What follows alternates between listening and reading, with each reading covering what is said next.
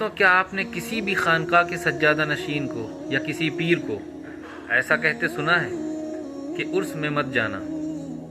جی ہاں، ایک ایسے پیر بھی ہیں اور بہت بڑی خانقاہ کے پیر ہیں جو یہ پیغام دیتے ہیں۔ آئیے آپ کو سناتے ہیں وہ کیا کہتے ہیں۔ 14، 15، 16 نومبر کو عرس ہے۔ کب ہے؟ 14، 15، 16 نومبر کو۔ ماں بیمار ہو عرس میں مت آنا۔ فیضان عرس نہیں تو لینا۔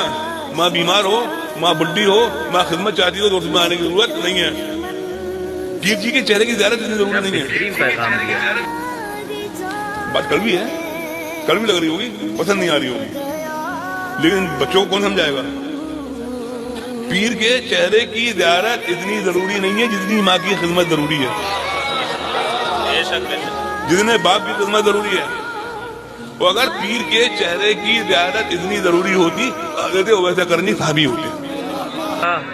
کیا بات، کیا بات، کیا بہترین باتیں کرتے ہیں، کیا بہترین پیغام دیا ہے۔